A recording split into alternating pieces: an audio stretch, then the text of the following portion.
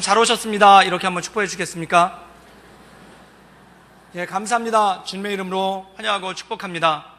저는 오늘 가르치기와 전도하기라는 제목을 가지고 함께 하나님의 말씀을 나누기를 원합니다. 우리나라에 선교사가 가장 처음 들어온 것은 1884년 9월입니다. 그런데 조선에 선교사가 처음 들어왔을 때 나라 분위기가 교회를 세우거나 또는 전도를 직접적으로 할 수 있는 분위기가 아니었습니다. 그래서 초기 선교사들은 교회를 세우는 대신에 먼저 병원과 학교를 중심으로 사역을 했는데, 그때 세워진 병원이 지금 연세대학교 세브란스 병원의 전신인 재중원이고, 그리고 학교는 이화학당과 배제학당이 중심이 되어서 많은 어린아이들을 모아서 가르치는 그러한 사역을 했었습니다. 그 당시에 중국과 일본이 서로 우리나라를 차지하기 위해서 첨예하게 대립하고 있을 때라서 이 선교사들이 일단 병원과 학교와 같은 사역을 가지고 사람들을 돌보기 시작하니까 많은 사람들이 이것에 호감을 느꼈고, 또한 그것으로 인해서 선교사들과 기독교에 대해서 관심을 갖는 사람들의 숫자가 늘어났다고 합니다. 게다가 선교 역사상 가장 뛰어난 선교사로 꼽히는 언더우드나 아펜젤러 그리고 스크램턴 같은 그런 선교사들이 최선을 다해서 사역을 해서 우리나라 교회가 어느 정도 안정이 되고 열매를 맺어가는 그러한 단계에 진입하고 있었죠. 그런데 한 가지 사건이 터집니다. 그것이 뭐냐면 우리나라 역사책에도 기록되어 있는 굉장히 큰 사건이었는데, 1888년에 일어난 영아소동이라는 사건이 바로 그것입니다. 이것은 한마디로 얘기해서 미국 선교사들에 대한 유언비어가 퍼지기 시작했는데, 그 유언비어가 나라 전체를 들썩거리게 할 만큼 큰 사건으로 번졌습니다. 그렇다면 이 사건이 어떻게 해서 이루어지게 되었는가? 1888년 이전 해에 조선에 전염병이 크게 돌았습니다. 그래서 한 기록에 보면은 전국적으로 30만 명이 죽었을 정도로 굉장히 많은 전염병이 돌아서 많은 사람들이 죽었다고 합니다. 근데 그 당시에 이 전염병에 대한 치료책이 마땅하지가 않으니까 이 전염병에 걸리면 그 사람을 마을에 있지 않고 마을 밖에다가 버려두었다고 합니다. 그래서 이 마을 밖에서 사람들이 그냥 죽어가는 일들이 굉장히 많았는데, 그때 이 선교사들이 마을 밖에 버려져서 죽어가고 있는 사람들을 병원에 데려다가 치료를 했다고 합니다. 그래서 그 중에 상당수가 나음을 입었고 생명을 얻게 되는 사건이 나왔죠. 그래서 많은 사람들이 살아나는 일들이 생겨서 사람들이 그것을 보고 칭송을 하고, 그 당시 조선의 왕이었던 고종황제도 이 친히 사람을 보내가지고 하사할 만큼 굉장히 많은 일들을 했다고 합니다. 그런데 이것이 이상한 소문으로 번지기 시작했습니다.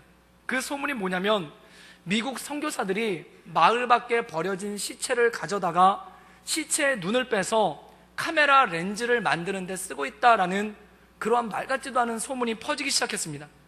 그런데 이게 그냥 소문으로 퍼진 게 아니라 계속해서 퍼지기 시작한 거예요.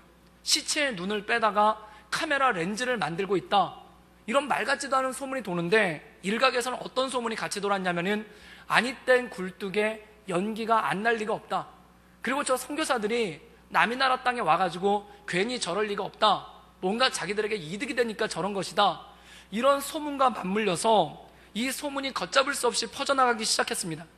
그래서 더 나가서 어떤 소문이 퍼지기 시작했냐면은 재중원이 병을 고치기 위한 것이 아니라 사실은 병을 고쳐준다는 명목으로 환자들의 눈을 빼서 그걸 가지고 카메라 렌즈의 재료로 쓴다는 소문이 퍼지기 시작을 한 거예요.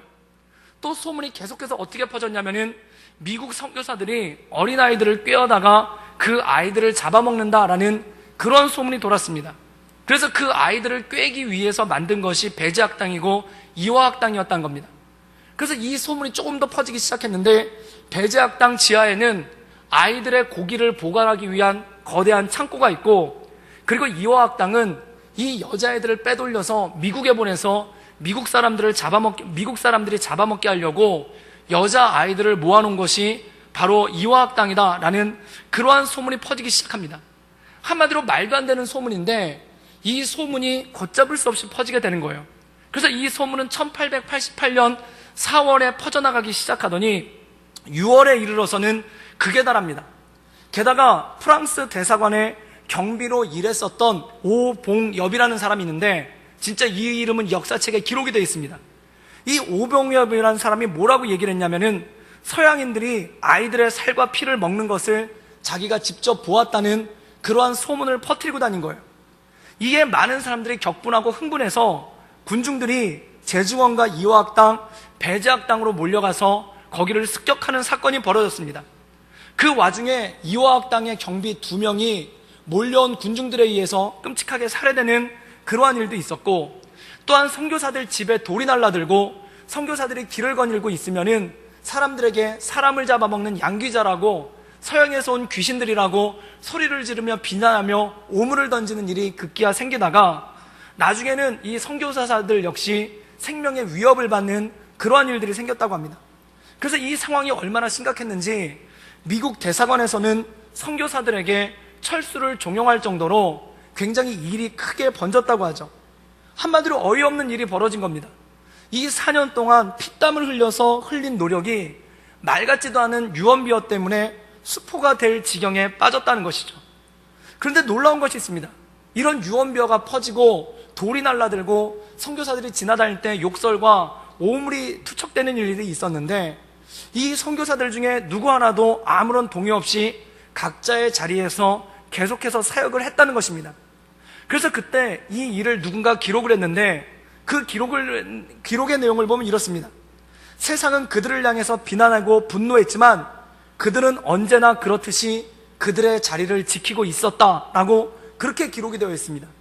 그리고 1888년에 가을이 지나가니까 언제 그랬냐는 듯이 그 소문이 자취도 없어진 거예요.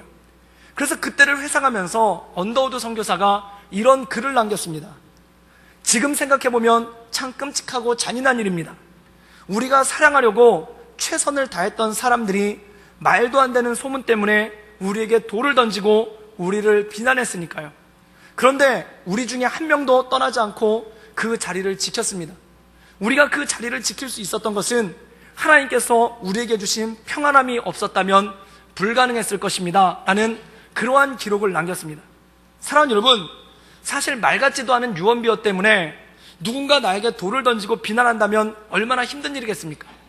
게다가 나를 비난하고 나에게 돌을 던지는 그 대상이 내가 사랑하려고 애쓰고 또한 내가 모든 것을 바쳐서 섬기려고 했던 그 사람들이 나를 비난하고 돌을 던진다면 굉장히 견디기 힘든 그러한 일이었겠죠.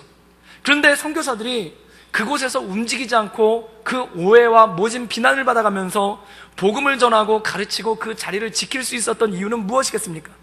그것은 바로 성령의 역사입니다. 그래서 언더우드는 그의 기록을 통해서 뭐라고 얘기했냐면, 하나님께서 성령을 통해 우리의 마음을 붙잡아 주시지 않았다면 우리는 견딜 수 없었을 것입니다 라고 그렇게 기록을 하고 있습니다. 사랑하는 여러분, 오늘 말씀을 보면 초대교회 성도들이 복음을 전하기 시작합니다. 그 복음을 전하기 시작할 때 많은 사람들이 주께로 돌아오고 회심하고 세례받는 일들이 생겼죠. 그런데 단순히 그렇게 좋은 일로만 끝난 게 아니라 이제 사도들을, 그리고 초대교회 성도들을 핍박하는 그러한 일들이 생기기 시작했다는 겁니다.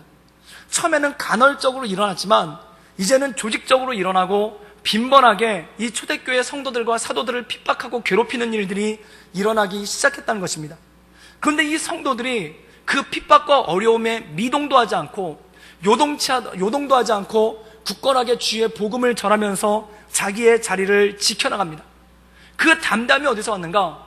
그리고 이 핍박을 당할 때 사도행전엔 이렇게 기록하고 있습니다.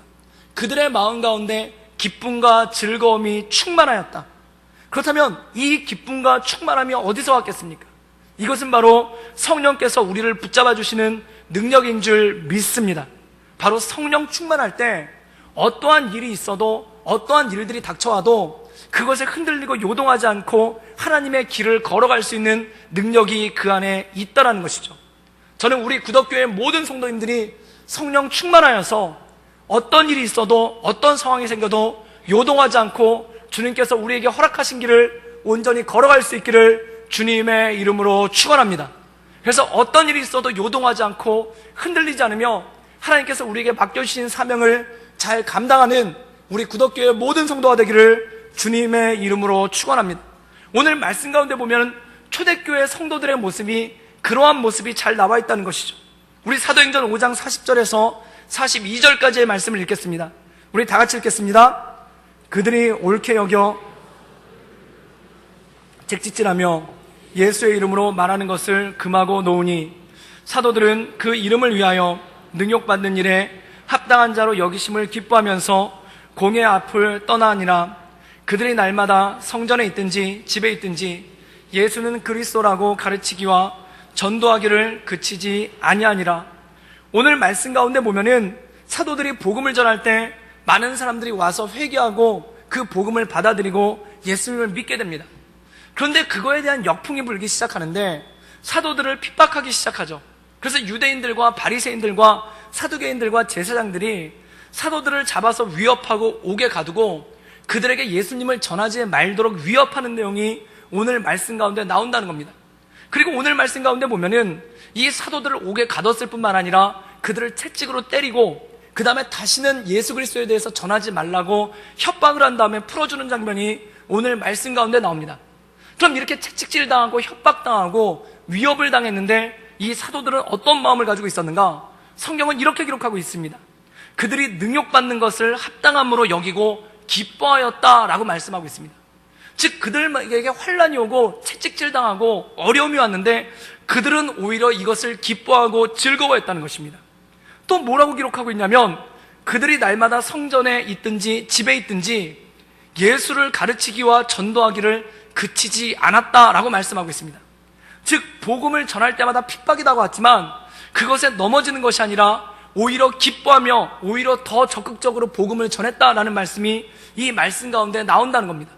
그렇다면 사랑하는 여러분, 어떻게 그들이 이런 핍박에도 불구하고 그들이 이런 위협에도 불구하고 복음을 전할 수 있었겠습니까? 어떻게 그들이 이런 핍박을 당하는데 마음 가운데 기쁨과 즐거움을 잃지 않을 수가 있었겠습니까? 그것은 바로 성령께서 그들의 마음을 붙잡아 주시고 인도해 주셨기 때문인 줄 믿습니다. 성령 충만하면 어떤 일이 생기는가? 어떤 상황에서도 요동치 않고 어떤 상황에서도 흔들리지 않는 마음의 견고함이 그 안에 오기 시작한다는 것입니다. 왜 그럴까요? 성령께서 우리의 마음과 생각을 지켜주시기 때문에 그렇죠. 어떤 상황에서도 찬양할 수 있고 어떤 상황에서도 감사할 수 있고 또한 어떤 상황에서도 기뻐할 수 있는 능력이 그 안에 생긴다는 것입니다. 빌립보서 4장 4절을 보면 이렇게 말씀하고 있습니다. 주 안에서 항상 기뻐하라. 내가 다시 말하노니 기뻐하라 라고 말씀합니다. 그렇다면 우리가 온전히 기뻐할 수 있는 능력, 항상 어떤 경우에도 어떤 상황에서도 기뻐할 수 있는 능력은 어디서 오는가? 그것에 대해서 빌립보서 4장 6절과 7절에 이렇게 말씀하고 있습니다. 아무것도 염려하지 말고 다만 모든 일에 기도와 간구로 너희 구할 것을 감사함으로 하나님께 아뢰라.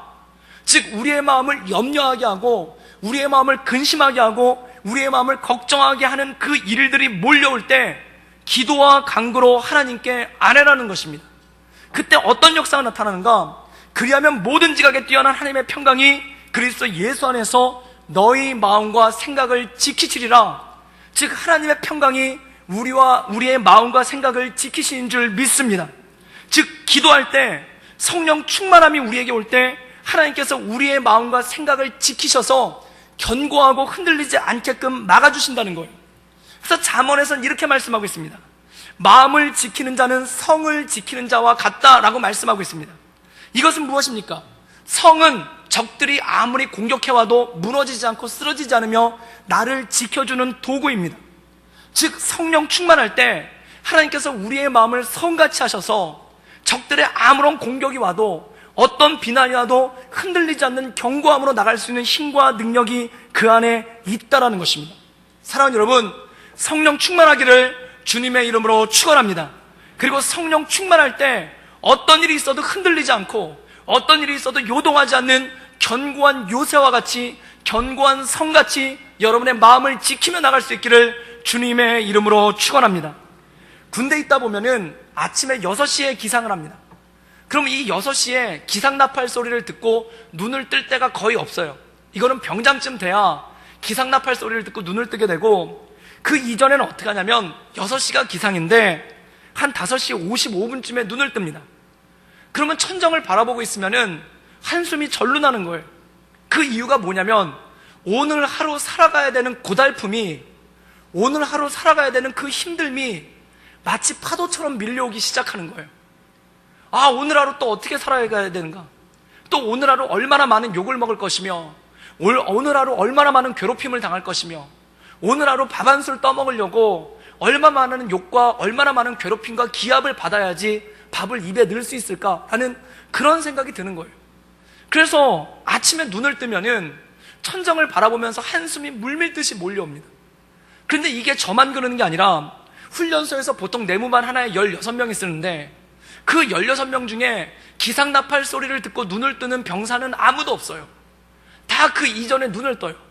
그 이전에 눈을 떠서 천정을 바라보면서 이 내무반 여기저기에서 밝아오는 태양을 바라보며 창문이 환하게 밝아오는 걸 보면서 한숨과 탄성이 나오기 시작합니다.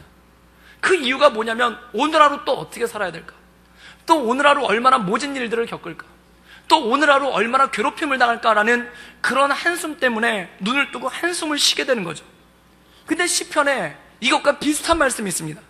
그게 뭐냐면 시편 5편 1절과 3절 말씀을 보면 이런 말씀이 나옵니다. 여호와여 나의 말에 귀를 기울이사 나의 심정을 헤아려 주소서. 이 다윗의 시편의 대부분은 사울에게 쫓겨서 광야에서 헤매면서 쓴 시들이 대부분입니다. 그때 다윗이 이 광야에서 쫓기면서 뭐라고 고백하냐면 나의 심정을 헤아려 주십시오. 그리고 2절에 이렇게 얘기합니다. 나의 왕 나의 하나님이여 내가 부르짖는 소리를 들으소서. 내가 주께 기도하나이다. 내가 주께 부르짖는다는 거예요. 그럼 왜 그런가? 3절에 보면 이렇게 나옵니다. 여호와여 아침에 주께서 나의 소리를 들으시리니 아침에 내가 주께 기도하고 바라리이다. 아침부터 주님께 부르짖는데 그 아침부터 주님께 부르짖는 내용이 무엇인가? 나의 심정을 헤아려 달라는 겁니다. 그럼 다윗은 왜 아침부터 나의 심정을 헤아려 달라고 하나님께 부르짖었을까요? 사랑하는 여러분, 다윗은 10년 넘게 이 사울로부터 쫓김을 당합니다. 이 사울이 3,000명이나 되는 군대를 이끌고 다윗을 바싹 뒤쫓아오는 거예요. 그래서 다윗이 이 광야에서 도망을 가는데 낮에 도망가다가 밤이 되면은 추적을 멈추는 거예요. 그럼 다윗 역시 도망가는 것을 멈추고 굴 속에 들어가서 잠을 잡니다. 그런데 굴 속에서 잠을 자다가 아침에 해가 떠오르는 걸 보는 거예요. 날이 밝아오고 새벽에 여명이 비춰오는 걸 보는 거예요. 그 새벽에 여명이 비춰오는 것을 볼 때 또 오늘 하루 살아가야 될 그 고달픈 인생, 또 오늘 하루 쫓겨가야 될 그 두려움, 오늘 하루 쫓기면서 살아가야 될 그 어려움이 그의 마음을 압박하고 그의 마음을 힘들게 했다는 겁니다. 그래서 날이 밝아올 때마다 그의 마음 가운데는 어두움이 드리우는 거예요. 또한 해가 떠오를 때마다 그의 마음 가운데 두려움이 떠오르는 거예요. 그러면서 하나님께 탄식하는 것입니다. 이 고달픈 하루를, 이 고달픈 오늘 또 하루를 어떻게 살아가야 되겠습니까? 오늘도 죽을지 모르는 이 두려움의 하루를 어떻게 또 살아가야 되겠습니까? 그 깊은 한숨 가운데 그가 하나님께 고백하는 내용이 바로 이것입니다. 하나님, 나의 말에 귀를 기울이사 내 심정을 헤아려 주십시오. 나의 왕 나의 하나님이여 내 부르짖는 소리를 들으소서. 이 떠오르는 태양을 바라보며 이 새벽의 여명을 바라보며 내가 주께 부르짖사오니 주님 나를 지켜주십시오 라고 이렇게 고백하는 것이 시편 5편의 내용이라는 겁니다. 사랑하는 여러분, 그때 이 다윗이 기도하고 났을 때 그때 어떤 일이 생기는가? 하나님께서 그의 마음을 강하게 하시는 거예요. 하나님께서 그의 마음을 담대하게 하시는 거예요. 그래서 시편 57편 7편에는 이렇게 노래합니다. 하나님이여 내 마음이 확정되었고 내 마음이 확정되었사오니 내가 노래하고 내가 찬송하리이다.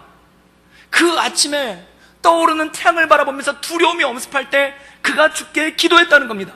그때 하나님께서 그의 마음을 강하게 하셔서 그가 어떻게 얘기를 했냐면 내가 주께 확정되었습니다. 내가 주님을 노래하고 내가 주님을 찬양하겠습니다. 사랑하는 여러분, 고달픈 하루를 살아갈 때, 또한 하루를 살아가는 것이 막막할 때 주 앞에 기도하며 나가기를 주님의 이름으로 축원합니다. 그때 어떤 일이 생기는가? 하나님께서 우리의 마음을 강하게 한다는 거예요. 그래서 우리로 찬양하게 한다는 거예요. 그래서 우리로 하나님의 이름을 높이며 우리에게 주어진 삶을 살아가게 하시는 하나님의 능력이 우리 삶 가운데 주어지는 줄 믿습니다. 그러면 5시 55분에 눈을 뜨고 천정을 바라보며 이 시편을 되뇌이는 거예요. 주여, 주여, 내가 이 아침에 주께 부르짖으며 아뢰오니 내 마음을 헤아리시사 내 기도에 응답하소서. 그렇게 5분 동안 천정을 바라보면서 이 기도를 드리는 거예요. 그리고 6시가 돼서 기상나팔이 들고 각소대 기상소리가 나면 그때 벌떡 일어나서 하나님이여 내 마음이 확정되고 오늘 하루 고달픈 하루를 살아갈지라도 내가 주님을 찬양하며 살아가겠나이다. 내가 오늘 주님으로 힘입어 주님으로 인하여 살아가겠습니다 라는 그 놀라운 믿음의 고백이 우리 삶 가운데 나온다는 것입니다. 사랑하는 여러분, 하루하루가 두렵고 아침마다 두려운 그 고달픈 하루를 살아갈 때 이 믿음의 기도가 여러분 삶 가운데 있기를 주님의 이름으로 축원합니다. 그때 하나님께서 우리의 마음을 견고하게 하시고 강하게 하시고 내 마음을 확정되게 하시사 이 고달픈 인생 가운데 주님을 찬양하며 주님을 높이며 즐거움과 기쁨 가운데 승리하며 나갈 줄 믿습니다. 성경에 보면은 인생이 참 고달픈 사람이 누구인가? 바로 요셉입니다. 요셉은 노예입니다. 사랑하는 여러분, 노예로서 하루를 살아간다는 것 얼마나 고달프고 얼마나 힘든 인생이겠습니까? 그것도 지금 시대 노예도 아니고 3400년 전의 노예입니다. 사람의 생명이 아무것도 아니고 그를 주인이 때려 죽여도 아무도 뭐라고 하지 않는, 오히려 짐승보다도 더 못한 삶을 살고 있는 것, 하루 종일 뼈가 빠지게 일을 해야 되고, 그리고 주인이 기분 나쁘면 그 손에 맞을 수도 있고 욕먹을 수도 있고 죽을 수도 있는 그 하루하루의 고달픈 삶을 살아가는 것이 바로 노예입니다. 그런데 요셉이 노예였어요. 17살 때부터 그가 노예로 살았습니다. 하루하루 아침에 눈을 뜰 때 그 노예로서의 삶의 현실이 그에게 주어지고, 노예로서 자리에서 눈을 떴을 때 노예라는 내 삶의 무게가 다가오고, 아침에 눈을 떴을 때 노예라는 나의 삶의 자리가 내 삶을 짓누르고 있는 그 이때 그의 마음이 얼마나 힘들고 어려웠겠습니까? 그런데 놀라운 게 있습니다. 창세기 39장 3절에 보면 이런 말씀이 나와요. 그의 주인이, 즉 요셉의 주인이 여호와께서 요셉과 함께 하심을 보며 또 여호와께서 그를 범사에 형통하게 하심을 보았더라. 사랑하는 여러분, 요셉의 삶 가운데 하나님이 보였다는 겁니다. 사랑하는 여러분, 생각해 보십시오.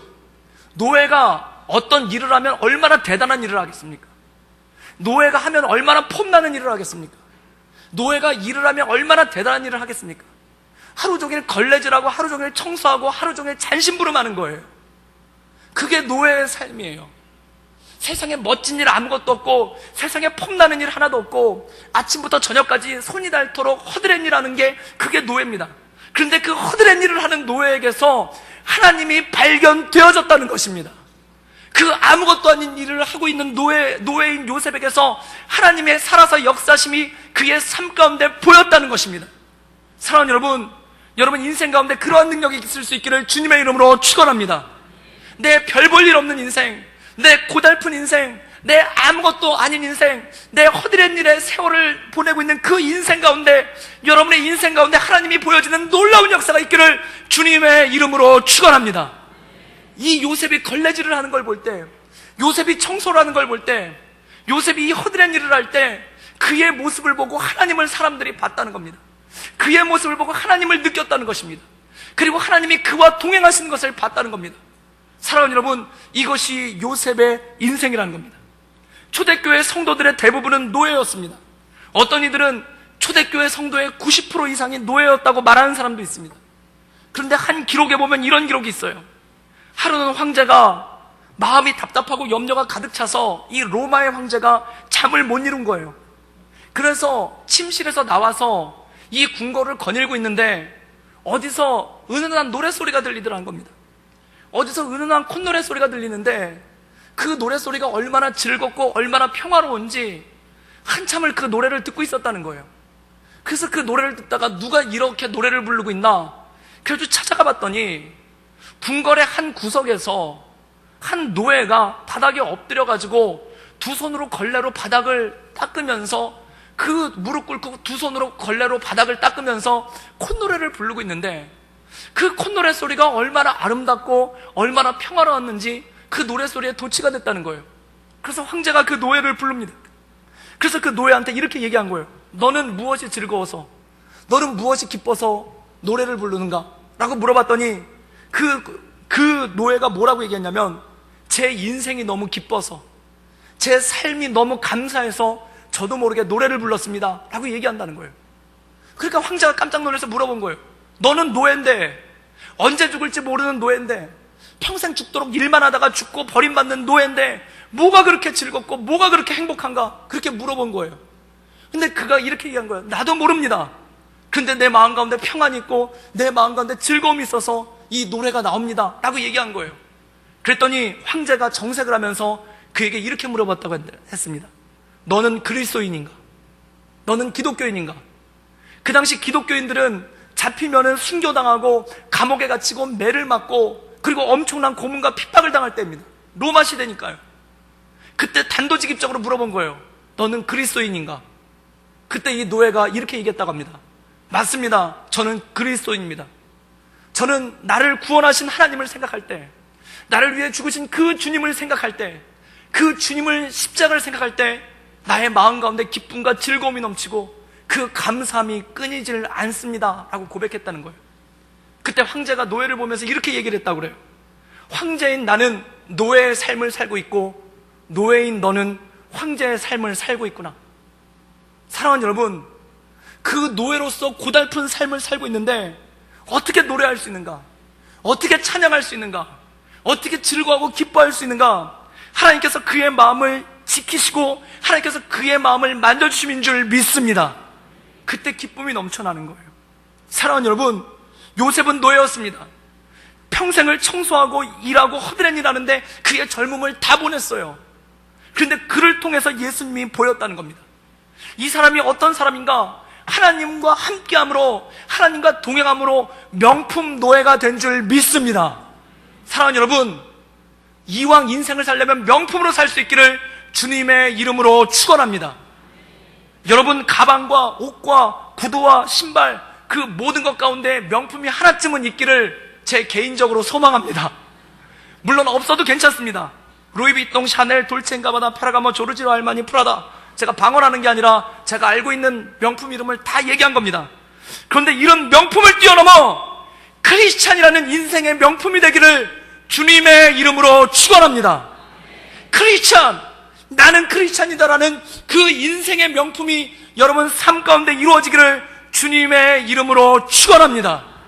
그래서 명품에 기대어 사는 인생이 아니라 여러분 인생이 명품이 되기를 주님의 이름으로 축원합니다. 어떻게 그렇게 살 수 있는가? 성령께서 내 마음 가운데 오실 때, 성령께서 나를 지키실 때, 성령께서 내 인생을 붙잡아 주실 때 우리는 노예와 같은 고달픈 인생을 살아도 그 인생이 명품이 될 줄 믿습니다. 요셉이 명품이었다는 거예요. 그래서 그를 보고 사람들이 감탄했다는 거예요. 명품인 사람은 무엇인가? 그리스도가 생각나게 하는 사람, 예수님이 보여지는 사람, 하나님이 보여지는 사람, 하나님이 그를 통해 역사심이 보여지는 사람이 되기를 주님의 이름으로 축원합니다. 그것이 바로 성도의 삶입니다. 내 보잘것없는 인생을 통해, 내 고달픈 인생을 통해, 내 어려운 인생을 통해, 내 고난의 인생을 통해 주님께서 역사하셔서 하나님이 내 삶을 통해 보여지고 하나님의 동행하심이 보여지는 그런 놀라운 역사가 있기를 주님의 이름으로 축원합니다. 2000년대 들어서 한국에서 가장 많은 사람들에게 기독교인으로서 선한 영향력을 미친 분이 있는데 그분이 누구냐면 바로 지금 한동대학교 상담학과 교수로 사역하고 계시는 이지선 교수님, 이지선 자매입니다. 그런데 이분은 2000년대 초반에 지선아 사랑해라는 그런 다큐멘터리를 통해서 사람들에게 알려지게 되었습니다. 이분은 원래 이화여대 학생이었는데 학교를 마치고 오빠가 태워주는 차를 타고, 친오빠가 태워주는 차를 타고 집에 오다가 한 음주운전자가 이 차를 받아버렸어요. 그래서 신호를 기다리고 서 있는데 한 술에 만취된 사람이 이 차를 뒤에서 받아버린 겁니다. 그래서 차에 불이 붙었어요. 그래서 이지선 자매는 그 자리에서 의식을 잃고 온몸이 불에 탔다고 합니다. 그래서 그 오빠가 의식을 차리고 보니까 자기 동생의 얼굴에 불이 붙어 있어서 그 불을 끄려고 하다가 오빠도 손에 화상을 입을 정도로 그렇게 큰 사건이 있었다고 그래요. 그래서 이분이 그 이후로 얼굴을 포함해서 전신의 60%가 넘는 부위에 3도 화상을 입었고, 그리고 그 이후로 생사를 넘는다는 수술만 10차례를 했고, 그리고 10손가락 중에 8손가락의 마디를 한 마디씩 잘라내야 될 정도로 손끝까지 다 불이 붙을 정도로 그렇게 힘들고 어려운 수술과 어려운 치료를 받았다고 합니다. 그리고 얼굴에 피부 이식을 했는데 이 이식된 살들이 이그러져가지고 얼굴이 일그러지고 누가 봐도 흉한 그러한 모습이 되었죠.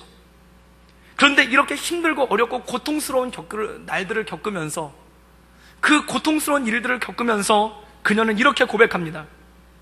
미장원을 갔다 왔을 때 머리가 생각보다 더 짧게 잘리거나 마음에 들지 않으면 거울을 보면서 머리를 이렇게 저렇게 만지며 걱정을 하지요.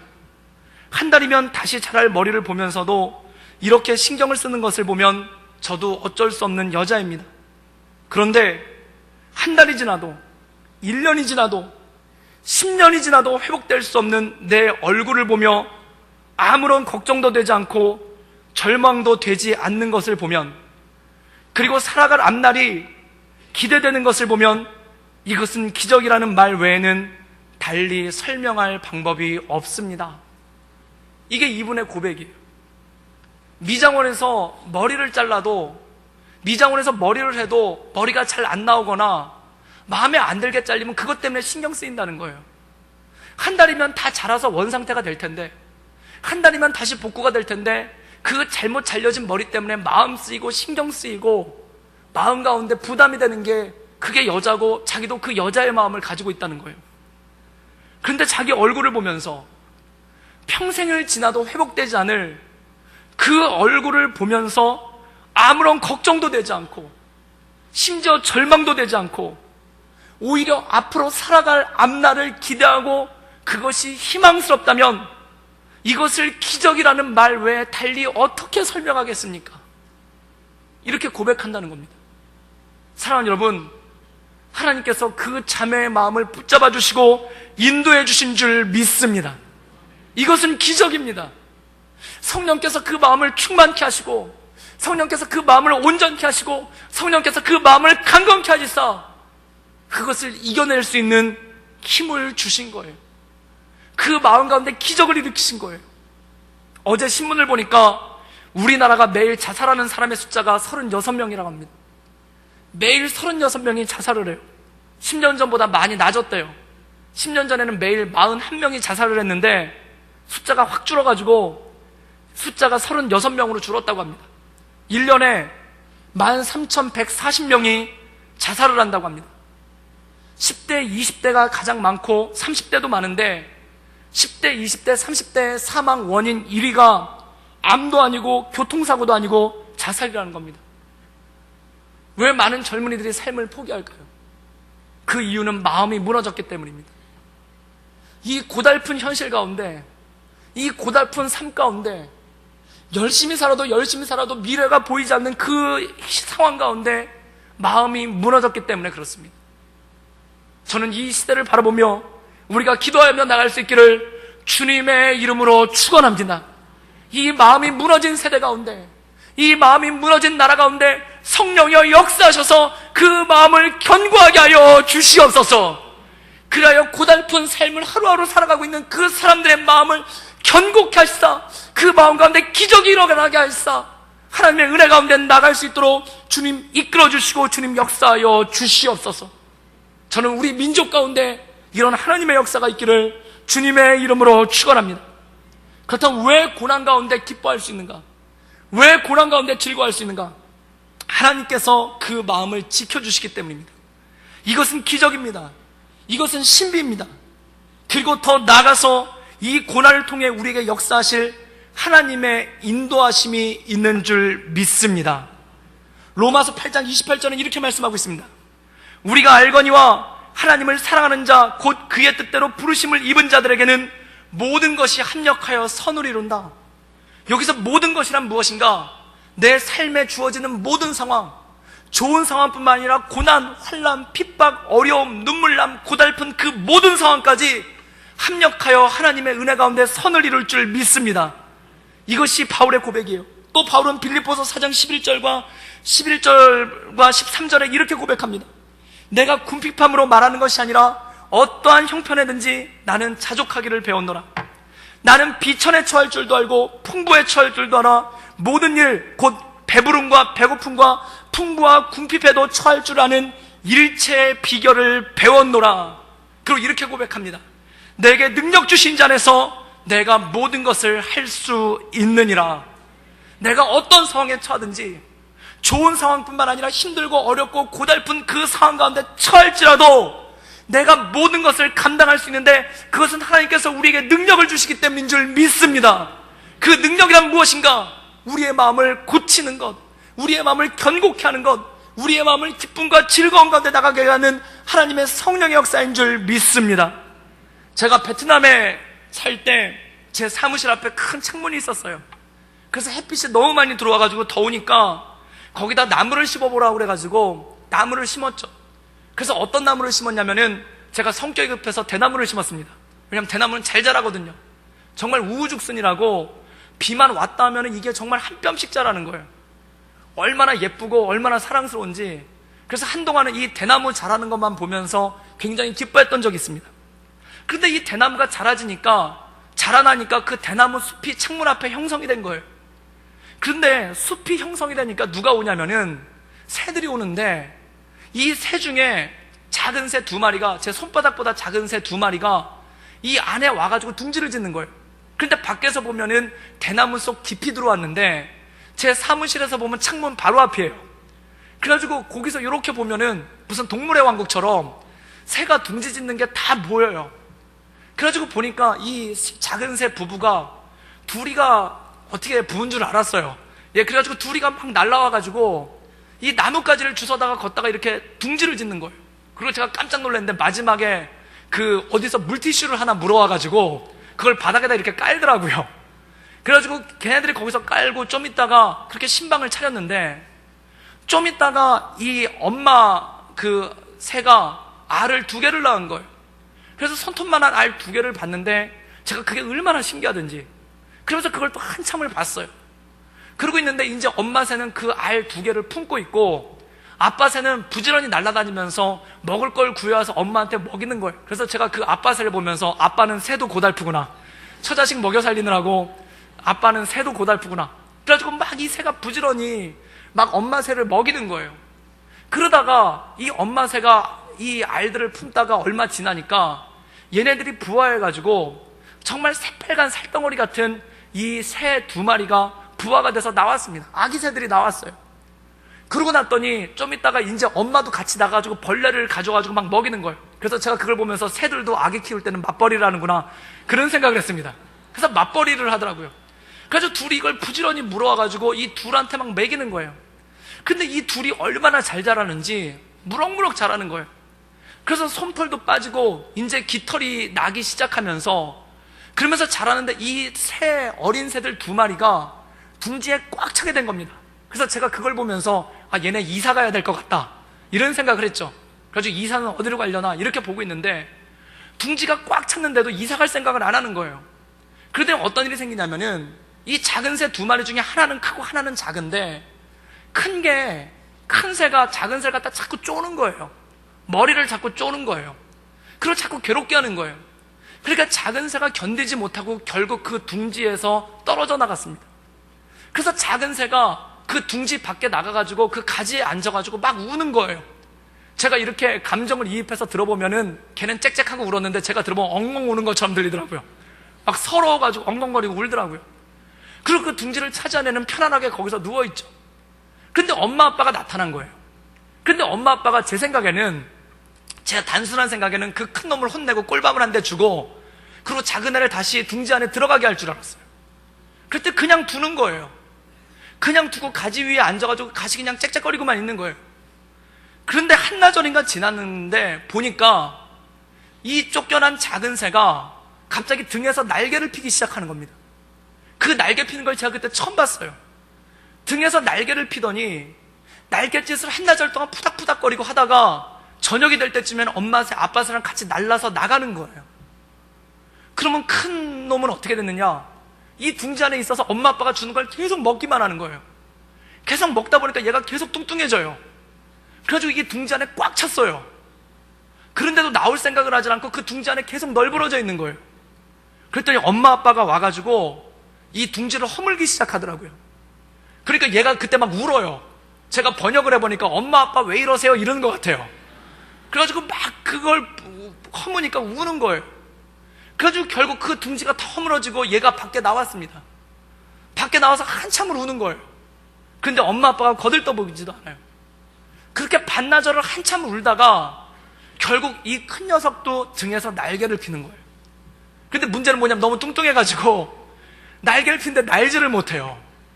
그래서 며칠을 날지를 못하고 곤두박질을 계속 치다가 결국엔 나는 것을 보았습니다. 사랑하는 여러분, 왜 엄마 아빠 새는 그 작은 새의 둥지를 부셨을까요? 왜 하나님께서는 때로 우리의 삶의 자리를 부시고, 왜 하나님께서 우리가 안정스럽게 살고 있는 그 삶의 자리를 어지럽게 하실 때가 있을까요? 사랑하는 여러분, 하나님께서 우리에게 한 가지 메시지를 주십니다. 그것은 너의 등에 날개가 있다라는 것입니다. 이제 그만 날개를 펼 때가 되었다는 것입니다. 사랑하는 여러분, 고난이 올 때 이것을 기억하십시오. 우리 등에 날개가 있습니다. 이 고난의 메시지는 무엇인가? 이제 그만 너의 등에 있는 날개를 펴고 창공을 날아오르라는 메시지가 그 안에 있다라는 거예요. 즉, 고난을 통해, 고통을 통해 우리로 하여금 날개를 펴게 하시고 창공을 날아오르게 하시는 하나님의 역사가 우리에게 있는 줄 믿습니다. 그것이 바로 하나님의 역사입니다. 사랑하는 여러분, 고난 가운데 그리고 어려움 가운데 하나님께서 여러분의 마음을 지키시기를 주님의 이름으로 축원합니다. 그래서 그 기쁨과 평안 가운데 나가기를 주님의 이름으로 축원합니다. 그리고 더 나아가 이 고난을 통해 나로 하여금 날아오르게 하시는 하나님의 역사가 있음을 바라보며 나갈 수 있기를 주님의 이름으로 축원합니다. 이것이 바로 하나님께서 우리에게 주시는 메시지라는 거예요. 하나님은 실수가 없으신 분입니다. 그 실수가 없으신 하나님이 나를 만드셨습니다. 그 실수가 없으신 하나님이 나를 붙잡아 주십니다. 하나님은 실수가 없으십니다. 내 인생에도 실수가 없는 줄 믿습니다. 그 실수 없으신 주님께서 나를 만드셨어요. 왜 그럴까요? 나의 삶 가운데 하나님의 계획이 있고 나의 삶 가운데 하나님의 섭리가 있는 줄 믿습니다. 하나님은 실수가 없으신 하나님. 찬양 가운데 보면 이런 찬양이 있어요. 하나님 한 번도 나를 실망시킨 적 없으시고 언제나 공평과 은혜로 나를 지키셨네. 오 신실하신 주, 오 신실하신 주, 내 너를 떠나지도 않으리라, 내 너를 버리지도 않으리라. 약속하신 주님, 그 약속을 지키사 이후로 영원토록 나를 지키시리라 약속하네. 사랑하는 여러분, 이 변치 않고 실수하지 않으시는 이 하나님의 메시지를 들으며 날마다 승리하며 나갈 수 있기를 주님의 이름으로 축원합니다. 우리 함께 한번 찬양하고 기도하며 나가기를 원하는데요, 함께 찬양할 때 제가 목소리가 좋지 않은 관계로 여러분께서 크게 불러주시길 바랍니다. 우리 함께 찬양하고 기도하기를 원합니다.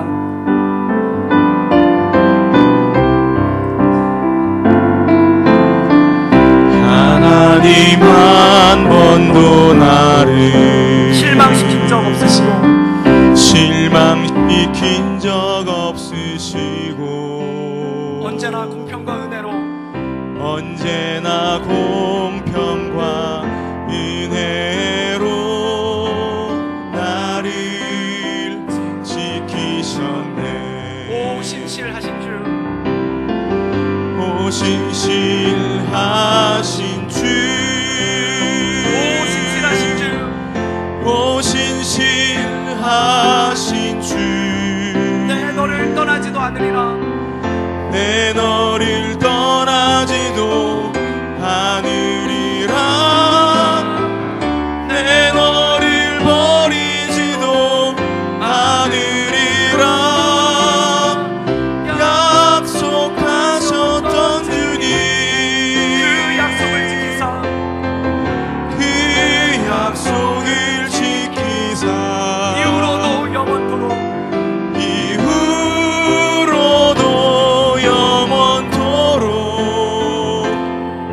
나를 지키시리라 확신하네. 오 신실하신 주, 오 신실하신 주, 오 신실하신 주, 내 너를 떠나지도 않으리라, 내 너를 떠나지도 않으리라, 내 너를 버리지도 않으리라. 약속하셨던 주님, 그 약속을 지키사 그 약속을 지키사 이후로도 영원토록